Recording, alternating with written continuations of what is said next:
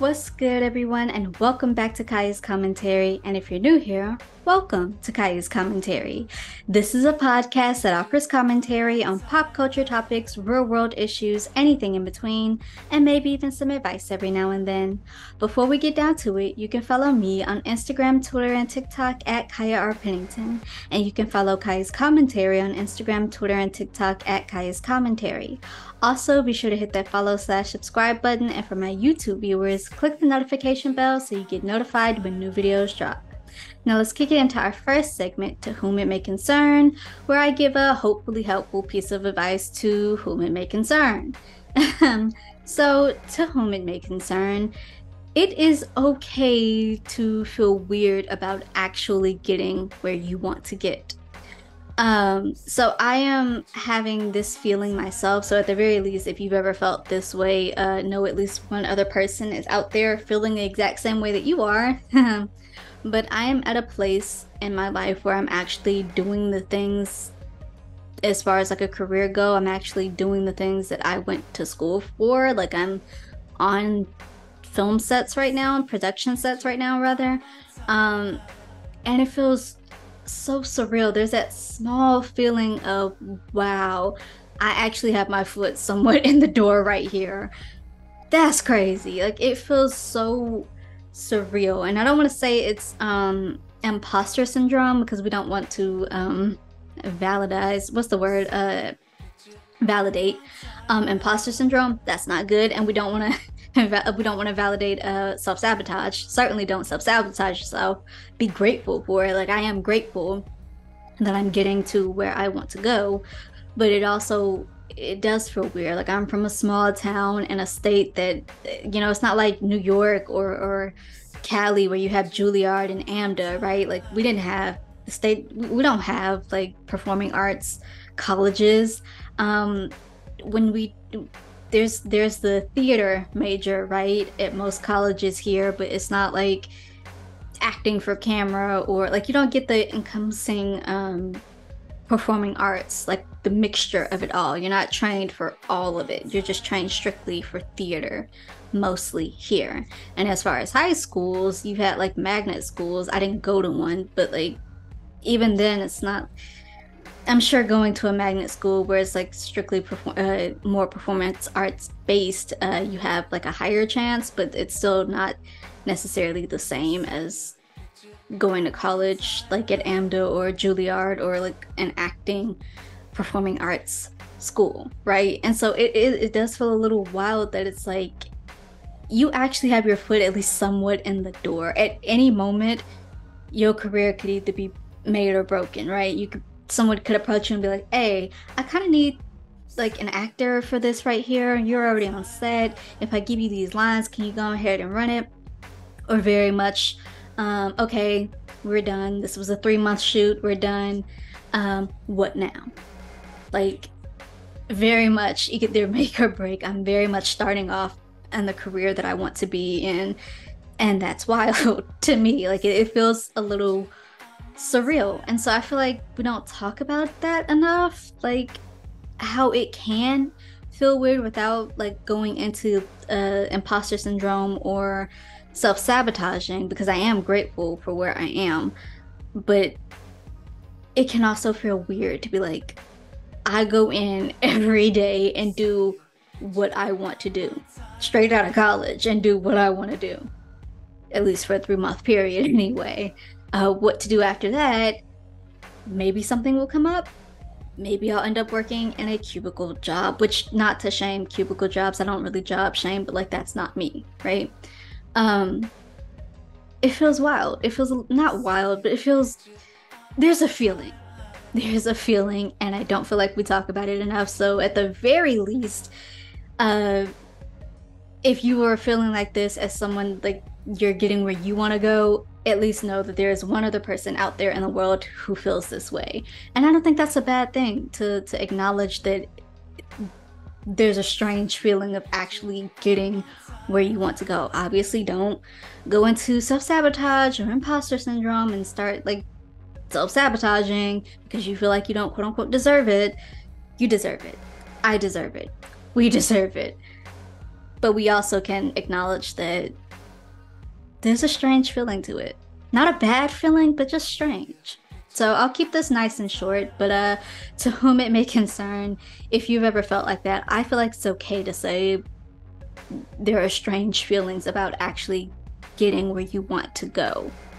Just please do not break into the self-sabotaging imposter syndrome um, qualities.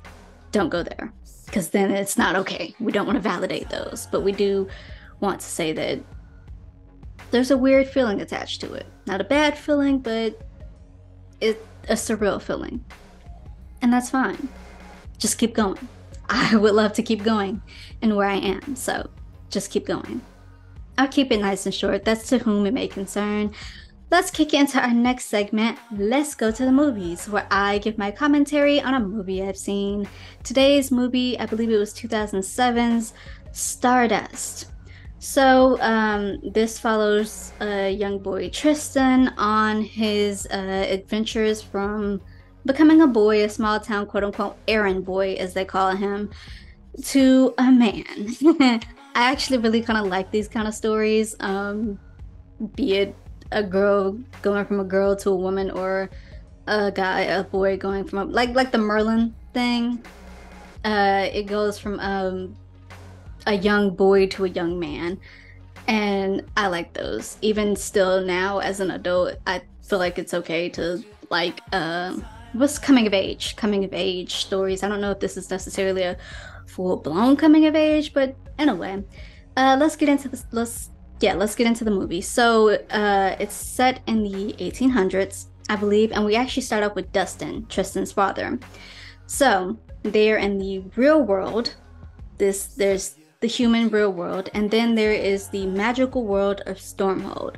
But humans don't really know about Stormhold, right? They just know that there's this brick wall. It's just shorter than a picket fence, right? But there's this brick wall, and it has this little gap in between it, and you're not really supposed to go through that gap, but the gap is there. So a lot of people want to know what's on the other side, because you have this older guy there who is the guardian of the wall. He is the one that tells you, hey, you shall not pass between this wall.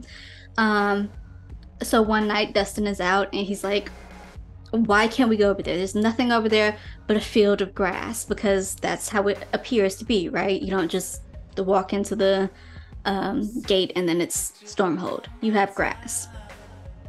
So the guardian is like, no, it doesn't matter what it looks like. Looks can be deceiving. You shall not pass.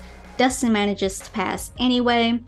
And yes, it appears to be a field of grass until he stumbles on the marketplace just outside of Wall, which is what Stormhold calls it. And it's very magical, right? He meets this serving girl, Una, who has been trapped in a deal by a wicked witch. What's her name? I can't remember her name. So, but she's a wicked witch, right? So she has Una tied by this magical rope. You can cut it, you can break it, but it'll just magically go back together. And so Una is like, yeah, I can't really leave, but that doesn't mean we can't have some fun while she's away. You were looking at that flower. I think you should take this flower. And it's just a simple little flower leaf on a stick, on a twig, right? But she's like, I think you should take this flower, and the only thing it'll cost you is a kiss. And so Dustin's just like, you're a pretty girl, so of course I'm gonna kiss you. And he goes to kiss her on the cheek, but then she turns her head and he kisses her on the mouth. And then there's like, let's have some fun, right? So she takes him into the witch's what is it called, little carriage, right? The traveling carriage, right? And bing, bang, boom, they have their fun. He goes home. He didn't make it really past the marketplace, so he goes home. 9 months later, a baby is left at the at the wall, right? With a letter and a Babylonian candle, which we will come back to. So the guardian of the wall then gives the baby to Dustin. Now he has a baby boy. Obviously, she couldn't keep the baby because she is a servant. She's in servitude to a wicked old witch, and it would not have looked great for the witch to come back and be like, oh, whose baby is this? You pregos? I'm sure she noticed that she was pregnant, but Una can also turn into a bird, but that's on and off at the power of the witch. So she has a baby. They have a baby.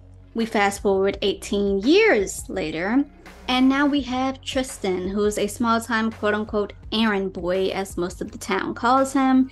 He's awkward. He's certainly not as quote unquote cool as the town hunk, Humphrey. But that does not stop him from wanting to impress the town beauty, Victoria. So Victoria's birthday is coming up, and Tristan buys her some champagne. They're sitting just outside the field by the wall, on their side of the wall. And Tristan is talking about how he would do so many things to win her hand in marriage. Victoria is already really kind of like betrothed to Humphrey. And so Victoria says as much. She's like, "You're just a small town errand boy. There's nothing going for you. Humphrey has it all. Why should I choose you?" You know? And I don't know why Tristan was just so enthralled with her. Yes, she's a town beauty, but it's like, yo, her personality is -32. Like there's nothing going for her, but he's a young boy, right? So he's like, "I would do anything to get your hand in marriage." They see a shooting star on the other side of wall, and Tristan is like, "I would go retrieve that fallen star and bring it back to you just to win your hand in marriage." And Victoria, self-centered as ever, is like, "I've always kind of wanted like my own falling star." "Okay, Tristan, you go, you retrieve that star, you bring it back to me on my birthday, and I will kick it with you. I will give you my hand in marriage," which obviously was not gonna happen. She is very much betrothed to Humphrey, but she's also very materialistic, so it might have happened. Anyway, so Tristan goes back home, and he's like, "Yeah, I'm gonna go across the wall." Dustin is like, "Well, I can't really stop you. That's kind of like your birthright over there. We'll get back to that.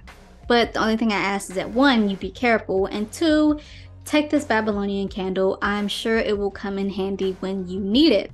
Tristan takes the candle, hugs it out with his dad, and then he's off. But he has to meet the guardian of the wall, which is this old frail man. So he thinks that he can just bypass the old frail man. But of course, just because the man is frail and old does not mean he cannot crack people in the chest with his cane, which he did to Tristan. Tristan still manages to make it over the wall though. And so he is going off in search of the fallen star. On Stormhold's side, the king is dying and it's time to crown a new king. The only problem, you have several bloodthirsty brothers in line for the throne, each willing to kill the other to get the crown. But that's just how it's done, right? Like their dad killed most of his brothers to get to the crown, his dad before him did, so on and so forth, and so do these brothers. There's also this stone, right? And so it's ruby red, and I believe it sits either in the crown or like on a necklace that the king wears. So he takes the stone and it goes from ruby red to crystal white, and then it shoots out. It's a magical stone. It shoots out. And so the brother to find that stone and bring it back, and it actually turns back ruby red in their hands, that thus claims them as the next king of Stormhold. So we have several brothers in search of, or rather wanting to be in search of the stone, but it winds up being two brothers because the others get killed off. So you have Septimus and Primus. And so while trying to avoid each other, because if they come in contact with each other, they will more than likely duel it out and kill the other.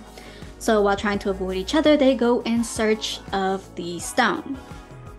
Speaking of searches, Tristan does find the star, but it is not a lump of rock, right?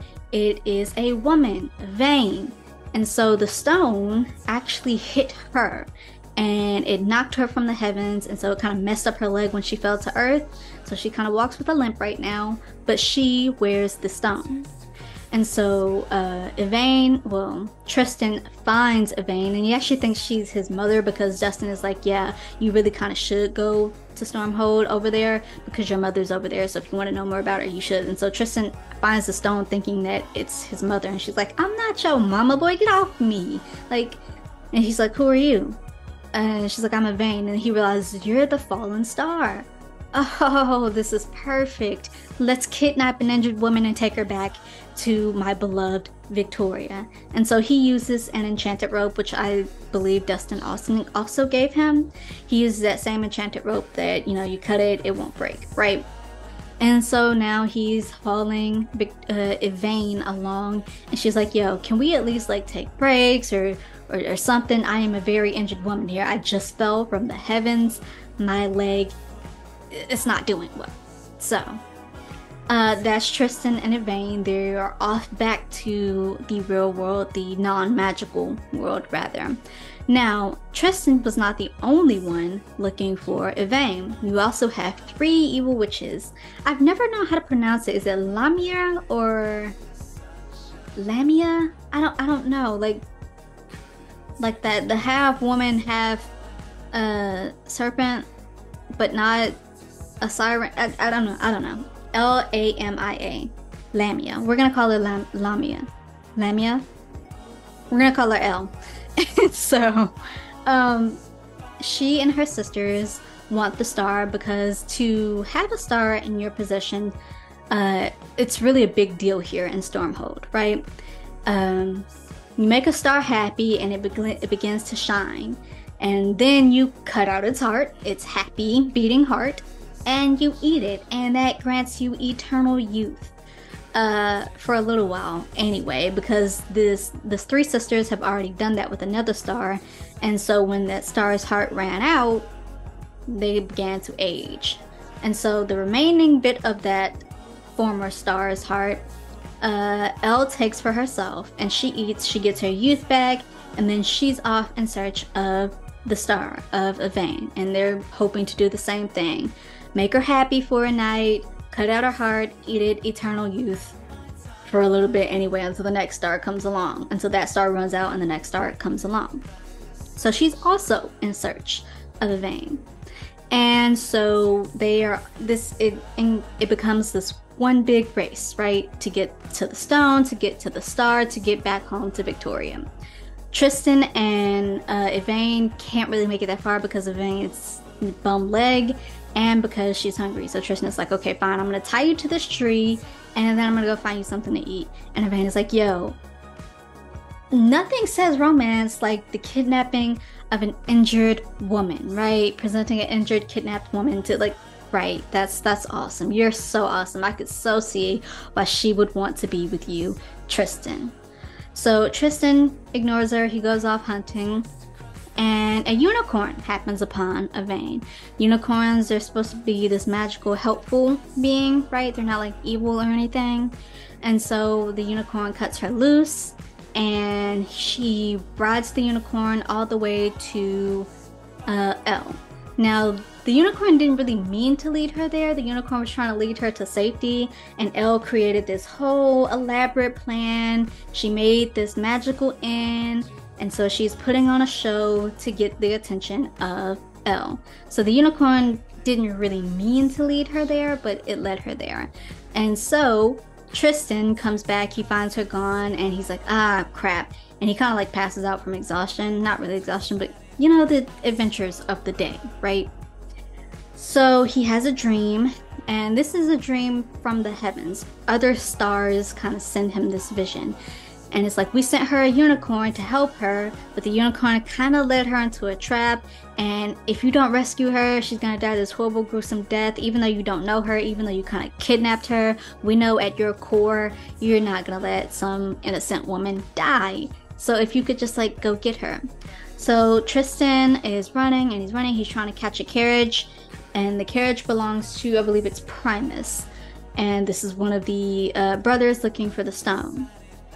And Tristan is like, hey, yo, please give me a ride. I will help you if you need whatever kind of help, but like, please give me a ride to this place, and maybe on the way you can, you know, there's something in there for you, right? Maybe you'll find what you're looking for if you help me find what I'm looking for, vice versa. So Primus is like, I do, get in.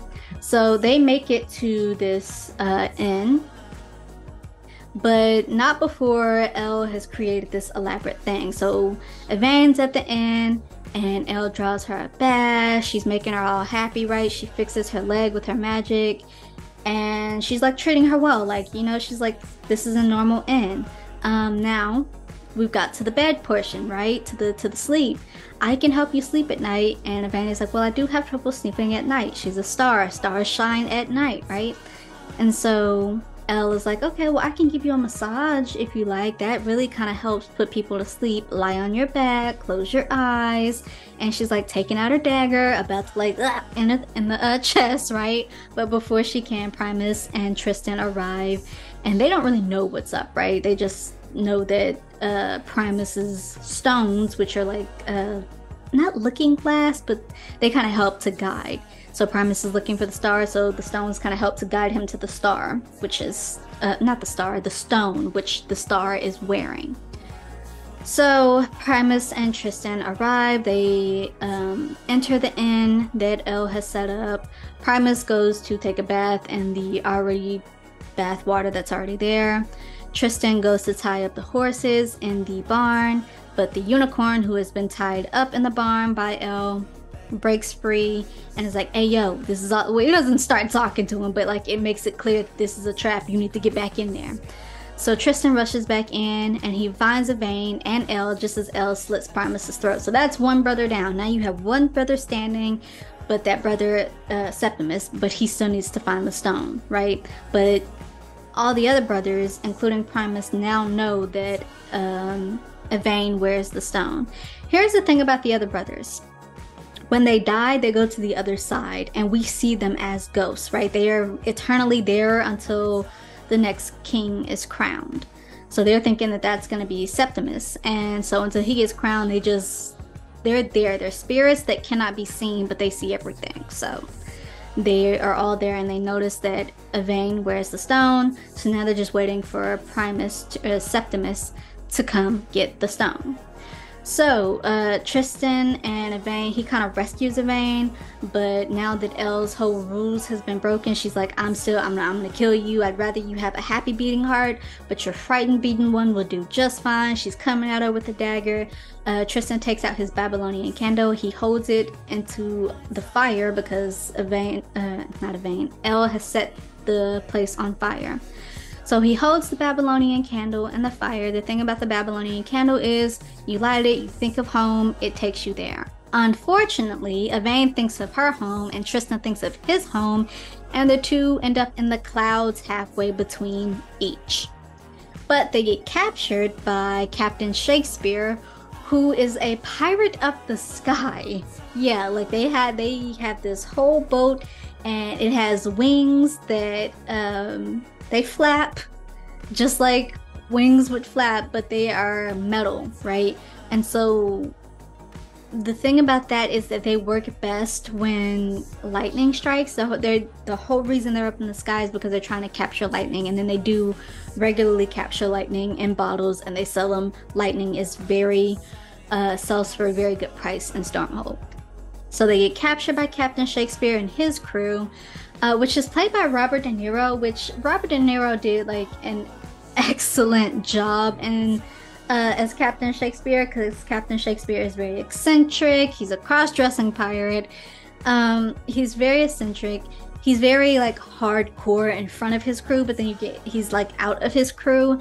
And he's like, oh, he's so pleasant and it's so nice to meet you people. I've always wanted to go to the other side of the wall, and it's so awesome. It's very much a Robin Williams character. Like when I watched it the first time, I was like, that is so a Robin Williams character. Where was he?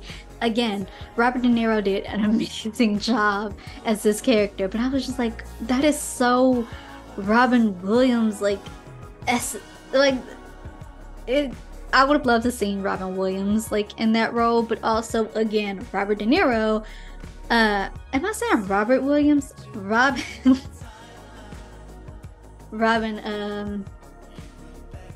De Niro did an excellent job in that role, but it's also a role that I saw. I'm not saying his name right, and I can't think of his name. Genie Robin Williams. I'm saying that right. Am I? That's such a genie role. Y'all, I feel terrible because now I don't know his name. He did, Robert De Niro did excellent, but when I looked at that the first time, it was like, that's not a role for him. You know? I am saying that right. Robin Williams. Don't ever doubt yourself. Anyway, let's move it along. So yeah, Captain Shakespeare is hardcore in front of his crew, and he's like, oh, I've captured me 2 people from the sky, and so now I'm gonna kill you because I'm a bloodthirsty sky pirate. And he throws Tristan overboard, but he actually doesn't throw Tristan overboard. It's a mannequin he throws overboard. And Tristan is actually in the captain's quarters, and Yvain gets dragged to the captain's quarters. And then Tristan is like, yo, that actually worked. Like, not to say your crew was dumb, but like, that actually worked. Like, how are they not gonna know it's me? And Shakespeare's like, yo, by the time I'm done with you, your own mother not gonna know it's you. So he gives them both a makeover, right? Yvain gets a pretty dress. Tristan, I don't know how he did his hair, because Tristan's hair was just a standard cropped hair, and then all of a sudden, like, he was combing it out and trimming it, and it was just long. It was just long, flowy hair. But he gives him an old suit that he used to wear, and he's like, yeah, now you have the looks. Now let's give you the attitude, right? The confidence. He teaches Tristan how to sword fight. He teaches Yvain how to play the piano and how to waltz. Tristan and Yvain start waltzing, and you kind of can see that, you know, Yvain kind of shines a little when she's around Tristan. Wonder why that is. So Shakespeare is helping Tristan and Yvain get back to Wall so that they can go back to his home, which they eventually do. They make port, and Tristan and Yvain get off, and Shakespeare whispers something to Tristan. He's like, hey yo, maybe you don't have to go all the way to these extreme measures to find love. Maybe you need to look a little bit closer, but just think about it. Just think about it. So Tristan and Yvain are walking towards Wall, and it's a little ways to go. Victoria's birthday is tomorrow. It's kind of, we kind of at the deadline. Speaking of deadlines, Septimus has realized that Primus is dead. He's realized that he is the last person, the last brother standing. He realizes the only thing he needs now is the stone, but he also finds out that a star is involved. And again, to have the heart of a star means that you will be forever young, right? Eternally young, right? So he's like, yo, if I can find that star, I can be king forever. Let's go. So now it's a race to get to Yvain. Lamia, or Elle, they have failed again, but she's reading her own stones, and she realizes that she can get to Yvain near the marketplace. So again, it's very much a to get to Yvain, who gets to Yvain first, right? Also, Elle's youth has started to vanish. She's becoming more old and decrepit, because the more she uses her magic, the quicker the last remains of that former star's heart goes. Like, it goes so fast depending on how much you use your magic, and so she's already old and decrepit. Now we have the witch that Una is in servitude to, and so she met up with Elle at one point in the film, but she kind of played this devious little trick on Elle, and so Elle, being stronger than that witch, is like, you know what, you tricked me into telling you what I was looking for. Now you will never be able to look for her. Matter of fact, you can look for the star all you want, but you will not see it, touch it, smell it. You won't even know what's around you. And so when Tristan and Yvain are walking down a road, they see said witch coming up, and Yvain is like, yo, she was talking to Captain Shakespeare. I think we can trust her. And so Tristan's like, okay, can we bargain for you to a ride to the marketplace? And the witch is like, that's my flower? How did you get my flower? The flower that Una gave Dustin, he gave to Tristan. Don't really know why it's so special, but he figured that he should give it to him. And so the witch is like, I will take you to the wall, but you have to give me that flower. Tristan gives her the flower, and she's like, you don't know what you just did. See, if you had kept this flower on you, I wouldn't be able to do this. Why? And she works her magic on Tristan and turns him into a mouse. I really kind of think this is low-key a little pointless. I think it was just, I guess it's not so pointless. It's to show us that the flower had magical properties and it would have prevented Tristan from it's a preventer of magic, right? So it's not such a useless scene, but it's a little, why would you turn him into a mouse? But it's here that Yvain confesses her feelings for Tristan. She's like, we've been together for a little while. We have a better relationship now. And honestly, I've seen so many years, looking up, looking down from the heavens, I've seen so many years of human love, and I've always wondered what it felt like. And now I know. Like, but because you a mouse and you can't understand me, I feel free to confess this to you.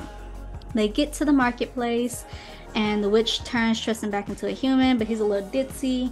And so Yvain escorts him to a little inn, and he's passed out on the bed. She's in the bath. He wakes up. He's all better now.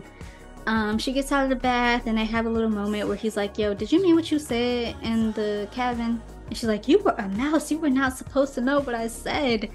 And they end up having a lovely night, right? The ghosts of the brothers have been following Tristan. Wonder why? Because they were following Tristan, and how it is that they follow the brothers, right? So they should have been following Septimus, but Septimus was going to be there in the morning anyway, so I guess it's not so out there that they would be following Tristan. But Yvain and Tristan have a lovely night. Tristan wakes up before Yvain. He slices off a piece of her hair, and he makes it back to his side of the wall. He confronts Victoria. Victoria sees that he's gone from a small town errand boy to a man. He got the captain's gear on. He got the long hair. Something about him, you know, he know how to wield a sword now. And so she's like, what happened to you? And he's like, well, I found the star. Can I see it? He gives it to her, and she's like, it's awfully small, very materialistic. And he's like, well, that's only a tiny piece of it. And she's like, you know what? Don't worry about the star. The star's not what I want. You know what I want. And so he takes her in his arms, and he dips her, and he's like, I do know what you want. You want to grow up and get over yourself. And he drops her on the ground, which, yeah, drop that chick on the ground, Tristan. She don't deserve you. Humphrey rolls up, he's played by Henry Cavill, by the way. And it's so weird, just real side note, it's so weird to see these people who are big now in their smaller roles when they were just starting out, like Kerry Washington, Taraji P. Henson, Henry Cavill. Like, obviously everyone has to start somewhere, but it's just so weird to like see, like, yo, because you see him now, you watch his stuff now, you be like, hey, yo, that's Henry Cavill, and then you like, his name didn't amount to much none back then. Maybe not here in the Americas, but you know. So it's so wild. But this whole movie is like littered with star power that maybe at the time you wouldn't have considered star power, but also at the time you would. Like, Michelle Pfeiffer plays Elle, Robert De Niro plays Captain Shakespeare, Charlie Cox plays Tristan, who maybe his name wasn't so huge then, but is very huge now. Henry Cavill plays Humphrey, like, you know. So it's littered with a lot of names. Anyway, Humphrey comes up and he's like, I see I gotta teach you a lesson. So he pulls out his sword. Tristan, who was totally not the small town errand boy, he pulls out his own sword and does some tricks with it. And Humphrey's like, you know what? You know what, it never was that serious. It was never that serious. And Tristan's like, don't even worry about it. You can have her. Y'all are made for each other, really. Victoria opens the napkin that holds Yvain's hair, but it's not her hair anymore. It's just Stardust. And she was like, well, why would I want this? This is Stardust. And he's like, Stardust? Yvain can't cross the wall. People from Stormhold cannot cross the wall, or at least magical people anyway. From Stormhold cannot cross the wall, or they'll just, especially in Yvain's case, they'll turn to a lump of rock. So Yvain wakes up in the tavern after her and Tristan's night. But then she sees Tristan's gone, and she's like, oh, he must have went back to Victoria. And she's like heartbroken, right? So she's making her way to the wall, but Una also sees her making her way to the wall, and she's like, no, if you go over that wall, you will die. Elle comes up and she's like, actually, you know, if you want to die, you can just roll with me. Both of y'all can just roll with me. So she takes the magically enhanced rope that once tied Una. Una's witch also is there, and she's like, yo, what are you doing? And she and Elle have a show off before Elle kills her, and so that frees Una. But unfortunately, Una gets tied back into it with Yvain by Elle. And then Elle takes them to their lair. She meets up with her sisters. They're about to gut the star, right? They're about to gut Yvain. Tristan shows up with Septimus. Septimus also at this point has finally managed to get to the star and to Yvain and to the stone. So Tristan and Septimus kind of like form an alliance. They go in about to kill all the witches, Una included, and then Septimus grabs her to like her, and then she's like, yo, wait, I'm your sister. Oh my gosh, she's part of the royal family. And so Tristan later grabs her and she's like, wait, I'm your mother. Oh my gosh, so she's a part of the royal family and Tristan is her son? That means he has a claim on the throne. Septimus ends up getting killed by Elle, and so all the brothers' spirits just sit there in the earthly plane, and they're like, now we just gotta sit here forever. We have to learn to live with each other forever. Ugh. Tristan ends up besting. Well, actually, Tristan, he fights the good fight, but ends up kind of not losing, but not winning either. But Elle ends up letting Yvain go. When she sees that Tristan makes Yvain shine, she lets her go. Only to trick them. Like, they are so close to running outside the door, and then Elle like locks all the doors, and she's like, why would I want your scared, frightened heart when I could have had your happy beating heart? So she's coming at him with the cleaver about the her chest, right? But then Yvain holds on to Tristan, she's hugging Tristan, and she begins to shine, as stars do, thus killing Elle. And so Una runs back in, they all hug, it's all good. Tristan finds Yvain's stone, and as he's taking the stone to Yvain, it turns from crystal white to ruby red, the last remaining heir to the Stormhold throne. Tristan becomes king, and they have this whole big thing, this whole big coronation. Victoria and Humphrey are there. So is Captain Shakespeare and his crew, and Captain Shakespeare and Humphrey make eye contact, and it's just like, how you doing? Victoria notices, and she's like, she is so bum hurt, because like she could have had a king. She never really could have had a king, but she could have had a king, and now she's stuck with Humphrey, and Humphrey here looking at other men like, Dustin and Una are back together, and they both give Yvain and Tristan a Babylonian candle for when they're ready to use it. And so Tristan and Yvain rule for a great long while, and when their children and grandchildren are gone, they go on. But, you know, the person who holds a star's life is eternal, right? So instead of like just dying, they go to Yvain's home in the heavens. And that's the movie. So this movie received like 70% ratings, like a 7 out of 10. I'm gonna actually go above that and give it an 8, maybe even like an 8.5 out of 10. We're gonna give it a B. Like, it's not that bad. It's actually riddled with like star power, and I actually thought this was one of those movies that like a lot of people hadn't maybe like heard of, and even though it had star power of like Robert De Niro and Michelle Pfeiffer and all of that, it was just one of those movies that you hadn't had a role in a minute, or you just needed something to do, so you took that role.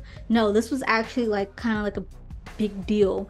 And when they were looking for their main character, Tristan, they wanted somebody, I think I read somewhere they wanted somebody that they could like make a star, or it was a hard role to, they didn't just randomly place in Charlie Cox as the role of Tristan. Like, this was not some small indie film that I actually thought it was. But it got a C. We're gonna give it a B, at 8.5 out of 10. It's adventurous, it's funny, it's rated PG-13 for its risque humor and some violence. But we are going to give it a 8.5, a B. Funny, adventurous, a little like, not necessarily romantic, but you know, the romance kind of makes you a little smile, a little, you know. And I think it's a good coming of age-ish kind of film. Like, it's not really like a coming of age, but it's a good transition from boy to man type film, and I like those type transitions, girl to woman, boy to man, whatever, what have you. 8.5 out of 10. I would highly recommend it. You can check it out on HBO Max. on Max. You can check it out on Max. Um, yeah, with that, let's kick it into our next segment, Unpopular Opinions, where I give my commentary on an unpopular opinion that I have. I don't really know how unpopular this is, but not everyone needs to be a creative. And yes, I say this from my podcast, but not everyone needs to have a podcast. Not everyone needs to be a musician or a writer or an actor. Now, I have not seen anything of a certain Max show that stars a certain singer. And I'm not going to watch it, but all the clips that I have seen were against my will, kind of, on social media, and it's just some of the most horrible acting. And it really frustrates me. Like, it really frustrates me, especially with acting, that people think that acting is so easy that you can never take a class, a course, or any type of studying on it. And obviously I don't know if they took any type of classes or whatever. I'm gonna highly say I'm gonna say it wouldn't be so out of pocket to say that they didn't. But to never take any type of courses or understanding on it and then just think you're gonna go into the studio and blow some people's minds. Like, it really frustrates me that people think that acting is so easy. In my episode 1, I praised the actors who took Queen Charlotte and King George and Lady Danbury and all of that. How the actors who portrayed the young them, it still felt like the same character. That, on a level, is the very essence of acting. Taking a character, especially if it's a character that others play, and playing it and making it feel like the same character. Or taking a character that's been through like history or time or whatever and making it feel completely different. Tom Myson's version of Ichabod Crane versus Tim Burton's version of Ichabod Crane, or Tim Burton's version of Ichabod Crane versus the animated film of Ichabod, like, those are the very essence of acting. Like, taking a role, making it feel different purposely so, and taking a role and making it feel the same purposely so. You do not take a character and be like, okay, this character is angry, so now I gotta walk around angry and just get into the character. That's method acting, which oftentimes you are told not to do. But nor do you take a character and be like, okay, so let's put on this aspect of the character, let's tie up and zip up this aspect of the character. It's not like a suit that you just like zip up, right? Like, you truly have to understand what this character means, what they do, why they do what they do, and how they speak and whatnot, to fully like play that. And oftentimes people who just hop into acting without the training don't. Now, you will have some roles where it works. Like The Bodyguard, they explicitly did not want Whitney Houston to take acting classes. She wanted to, but they wanted her to be green. The whole point of it was that she was green. But that was the whole point of it, right? So yes, sometimes it works, but oftentimes in these contexts, it doesn't. And it's so frustrating to me that people will just hop up in here and think it's so easy and that you're gonna blow. You don't need to be an actor. That's okay. Not everyone needs to act. Not everyone needs to write. Some of y'all need to keep your little writing fantasies in your heads. Yes, I'm judging. Some of y'all don't need to write. Like, I would never hop up in here and, though I've never composed any piece of music, I'm gonna sit here and start composing music. Like, more than likely, that's just gonna be a composition of other pieces of music that I've heard. Like, it's gonna be chords and stuff of other pieces of music that I've heard. Like, it's okay. It's okay. You don't have to be a podcaster. Yes, I say this from my podcast. But if, like, and I'm of two minds, honestly, because one, don't ever let anyone like tell you what you can't do, especially if you have a passion for it. If you have a passion for music, put in the work to do it, though, right? Like, if you have a passion for acting, yeah. If you have a passion for writing, yeah, put in the work to do it. But if you just hopping in there because you think it's some easy thing to get you out of corporate America, it's not. It's not. And not everyone needs to be. Don't let anyone make you feel bad for working a 9 to 5. Don't let anyone make you feel bad for being a creative. But if you're not a creative, don't be a creative. Everyone's creative in their own way, sure. But, like, if you're not an actor and you don't take the necessary steps to become an actor, take any type of classes or study anything, just some type of form of studying, it's okay. Don't do it. If you've never really written stuff and you writing pieces of work down that you read, like really toxic pieces, most horrendous type of sexual abuse, don't even worry about it. It's all good. You ain't gotta do it. Like, not everyone needs a podcasting, certainly. Like, not everyone needs. It's okay to work a regular 9 to 5. If you don't have a necessary passion for this stuff, don't. Now, if you want to try your hand at it, be sure to try your hand at, like, put in the work to get somewhere, to actually understand the craft, which oftentimes these are crafts. But certainly, if you just think you're gonna one-off it and it's just gonna be so easy, it's not. It's not. Although anger is the easiest emotion to act, there's still a certain way to act that, and half the time y'all just, not everyone needs to be a creative, and that's okay.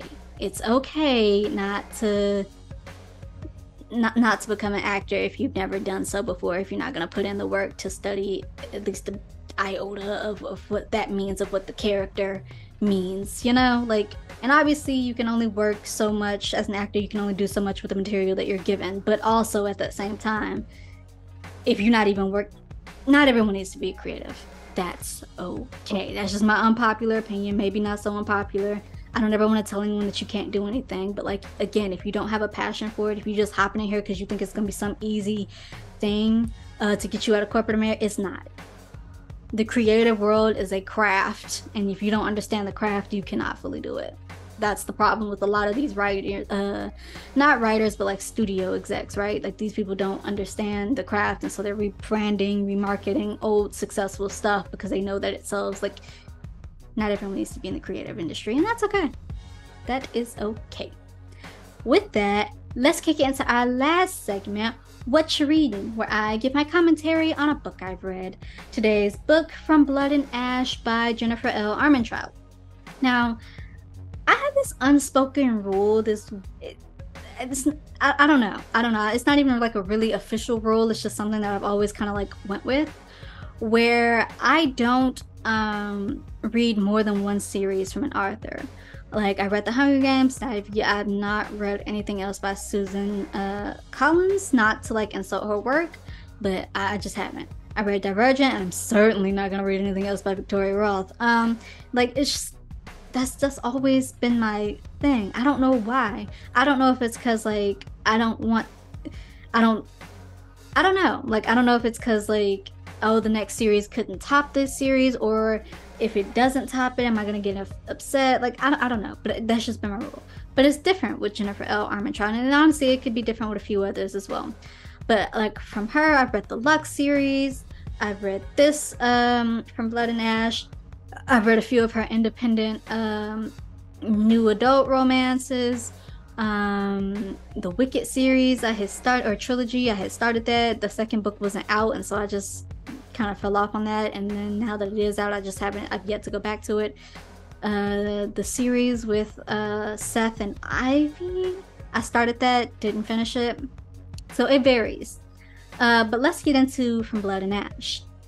So, a maiden chosen from birth to usher in a new era. Poppy's life has never been her own. The life of the maiden is solitary, never to be touched, never to be looked at, never to be looked upon, never to be spoken to, never to experience pleasure, waiting for the day of her ascendance. She would rather be with the guards, fighting back the evil that took her family, than preparing to be found worthy by the gods, but the choice has never been hers. A duty. The entire kingdom's future rests on Poppy's shoulders, something she's not even quite sure she wants for herself, because a maiden has a heart and a soul and longing. And when Hawk, a golden-eyed guard honor-bound to ensure her ascendance, enters her life, destiny and duty become tangled with desire and need. He incites her anger, he makes her question everything she believes in, and tempts her with the forbidden. A kingdom, forsaken by the gods and feared by mortals, a fallen kingdom is rising once more, determined to take back what they believe is theirs through violence, draws closer. The line between what is forbidden and what is right becomes blurred. Poppy is not only on the verge of losing her heart and being found unworthy by the gods, but also her life, when every blood-soaked thread that holds her world together begins to unravel. I want to say this was sold to me as an enemies to lovers. Is there? I want to say this was sold to me as an enemies to lovers. I also kind of hopped on this book because one, it was Jennifer L. Armentrout, and I do like a lot of her books, but also I was in desperate need of a vampire romance, and that's what this is. Hawk is some type of vampire, some form of vampire. Um, it's not bad. It's not it's not that great either. Not for me. Like I have repeatedly tried to finish this series and I just cannot. I will finish the entire book one and then I will make it to book two and stop literally halfway at this every time, stop at the exact same place because it's just like I can't. So we have Poppy. She's this maiden. She's supposed to be protected. She is often not protected by the king. He and one of his like close friends abuse her in a way.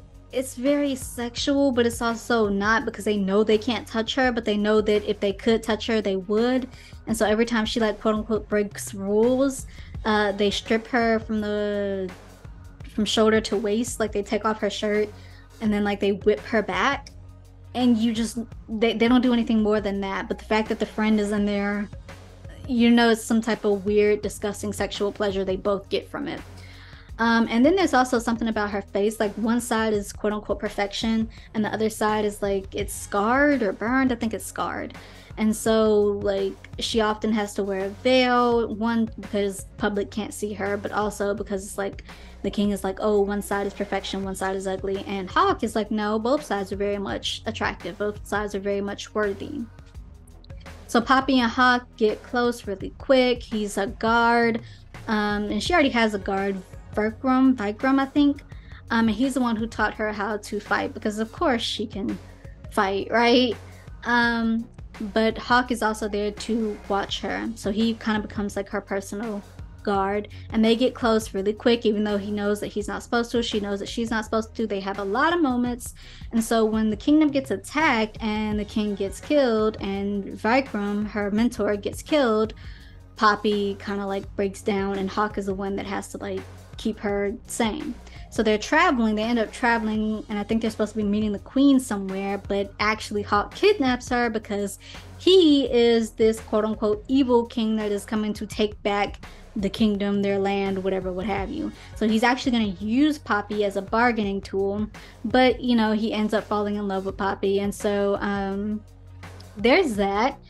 Now again, this was sold to me as an enemies to lovers, and it was, but it wasn't. Like when it was straight romance, forbidden love at first, and then she finds out who he is and what he's done, and then it's like, oh no, there's no way because we're enemies. But they don't linger in that because they've already had their moments. It's very much an enemies, but it's already into that I want you but I know I shouldn't have you phase, which wouldn't be so bad if they were actually, if this wasn't marketed as an enemies to lovers, which I think it was, to me anyway. It was. And so by the time they get to like his place, his kingdom, they're fighting each other, but it's all you can already see it's clear desire there. So by the end of book one, he's like, yo, we go home to my home to be married. And she's like, I'm not marrying you. You kidnapped me. You're using me as a bargaining chip. No, but he's saying, let's get married because his people need to respect her. Because she not only is going to use her as a bargaining tool, she's supposed to be this very powerful, this person can save us all type thing, right? Then we get to book two where they quickly fall out of the enemies to lovers. I just wish it had stayed in the enemies to lovers long, because again, this person kidnapped you, they lied to you, they're holding you for ransom. Maybe we can ignore that desire some more and continue to be like, screw you, you suck type thing. But they quickly fall out of that, and then we get this hint at a how do I say this? We get a hint at a three-way party between Poppy, Hawk, and Hawk's best friend, who was a wolf, Kieran, I believe his name is. And it's like a bonding ritual thing. And not that I've ever been one for like harems. Like people read those like they're supposed to be some feminist thing, and it's just, to me it's not. And it's, I don't particularly care. No shame, but I just don't particularly care for them. But here I wouldn't have minded, because like the way it was proposed, I was like, well, okay, let's see where that goes. I don't know if it actually went anywhere, because like I stopped before that ever like potentially becomes a thing. I stop at the same place every time when they finally give in to each other, because I just feel like it should have stayed in the enemies to lovers a lot longer than it did. It's just, it's not a bad read from what I've read, but it couldn't hold my attention more than that. And so we'll give it a 5.5 out of 10. Not bad. It could have stayed in the enemies to lovers a lot longer. I can't even give you like a full review because I didn't finish it, but from what I've read, like, it's okay. It's okay. 5.5 out of 10. With that, that's what you're reading, and that's Kaya's commentary. If you like this episode, do please like this episode. Give it a thumbs up, hit the follow/subscribe button, leave comments down below. Let me know any of your thoughts and opinions. Do you agree or disagree on any of the segments that I had? Be respectful, but certainly let me know any of your thoughts and opinions down below. With that, thanks for listening, thanks for watching. See you next week.